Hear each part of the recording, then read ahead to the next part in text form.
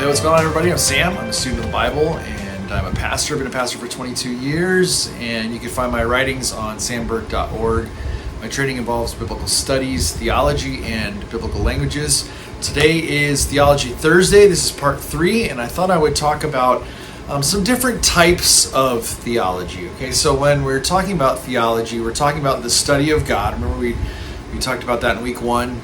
And then last week we talked about this idea of hermeneutics, the study of, or the look into interpretation, how we interpret the Bible well. And so what we're going to talk about today is the different kinds of theology.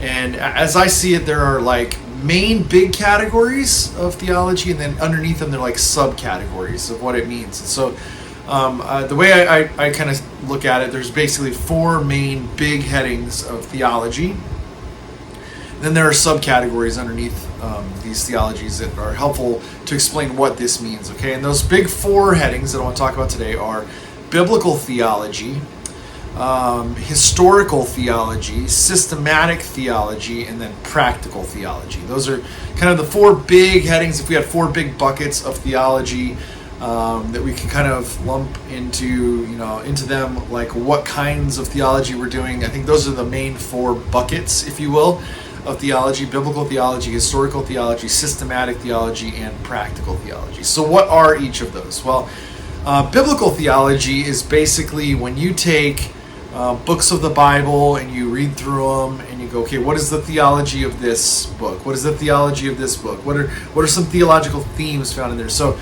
in New Testament theology, for example, you may start with the book of Mark and say, well, that was the first one written. And then you go through and you go Mark, Matthew, Luke, John, Acts. What are the different theologies that we're finding in these books, and how do they reconcile with the other books in the New Testament? And what then is, theologically, what can we find over the whole New Testament, where they agree, where they don't agree, all that kind of stuff. And so that is what we call biblical theology, where we're using the Bible and we're reading from the Bible exegetically and pulling out and saying, okay, we're not going to try to force our systems into the Bible to make it, figured out. We're going to just take what the text says and we're going to compare it with other texts and see where they agree, where they disagree. What is the Bible telling us about theology? What are these texts telling us about these theologies? And so that's biblical theology. 3 different books I can recommend if you want to dive into some biblical theology. I've talked about it before. It's The Practice of Christian Doctrine by Beth Felker Jones. That's a more hands-on kind of biblical theology, and it's a shorter one. And then there's a couple more. There's New Testament Theology by Craig Blomberg. He's professor emeritus from Denver Seminary.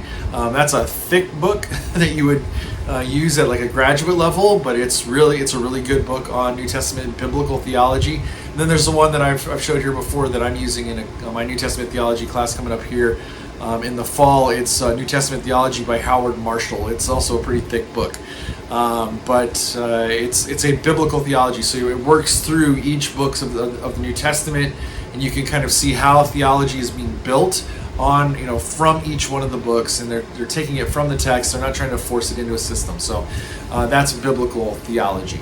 The second type of theology we want to talk about is historical theology. And historical theology is a theology that, as we look at theology throughout the history of the church, it's not church history. Okay, so we're not looking at what was going on in the church, all this kind of stuff, but we're looking at how did theology take shape all throughout the history of the church. And so there are different time periods, like early church theology, and then there was the patristic theology from the church fathers, and there's the councils and how did that affect theology. There's Reformation theology, and just so on and so forth. And there's when we're talking about historical theology, that's what we're talking about. How did theology shape over time in the history of the church? And what are the theologies that stuck around? What are the theologies that got morphed and changed? How did that work? All that kind of stuff. That's what we call historical theology. And so if you want to find some good books on historical theology, I don't have any a list of names and authors and all that kind of stuff, but just if you go and you Google search historical theology, they'll come up with a bunch of really good resources right off the bat. And that's what I did. I just Googled historical theology, and I was like, oh, that one, yep, I remember that one. That one's good. That one's good.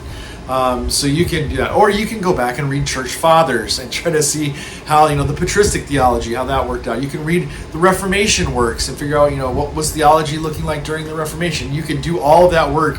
That's a ton of reading, and a lot of people have synthesized that and actually have made like shorter books, shorter works that kind of have synthesized all of that together into what they're calling historical theology. So you can look that up. The third type of theology is systematic theology. This is where people have attempted to create, it's also called dogmatic theology.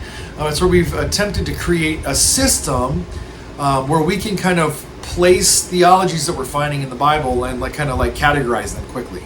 And so this is where the major, titles of theology proper, bibliology, pneumatology, soteriology, hamartiology, Christology, all of those are lined up in these 10 doctrines. And so it's a systematic way of looking at doctrines in the Bible. It's not taking each book and looking at what's the theology we're finding there. It's okay, so we have these 10 items, these 10 categories. Then we go to the scripture and we kind of backfill all of these 10 categories with what we're finding in the scriptures. And what does the Bible have to say about soteriology? Let's find everything that, and so that's what systematic theology is. Wayne Grudem has a pretty extensive work called Systematic Theology. He wrote a secondary book called Bible Doctrines that's shorter and more concise. There's all kinds of people who have done this. Ryrie did it, Sproul did it. You can go backwards even further and find older works on systematic theology, but those are probably the more popular ones. A guy named Horton did a systematic theology that is different than Ryrie's and different than Grudem's. But yeah, there's all kinds of different systematic theological works out there that basically all do kind of the same thing, but maybe with different bents. But yeah, what they try to do is they try to make it, take a system and then plug and play it into the Bible to try to figure out theology from there. That's what systematic theology is. And then finally, the fourth one is practical theology. Okay, practical theology is when we take the practices that we're in and we try to look at theology from a different practical lens. Okay, from different practices. So these would be things like if you're doing feminist theology, or black theology, liberation theology, queer theology. There's all kinds of different versions of practical theology where there's a group of people who are doing a practice, or they're a part of a group of people and they want to practice theology within their group, okay? And so that's what practical theology is. It's taking theology within a group that's already practicing that theology this way and going, okay, what does that say?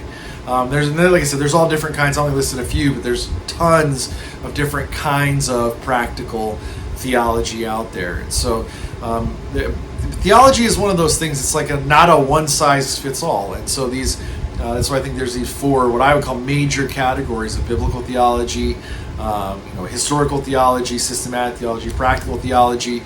So for our purposes and what I want to do with Theology Thursday, I think I'm going to stick more towards biblical theology and kind of look through books of the Bible and go, okay, what is the book of Mark? What is that teaching us about who God is, about what we find about Jesus, what do we find about the Holy Spirit? And then we'll probably dive a little bit into systematic theology.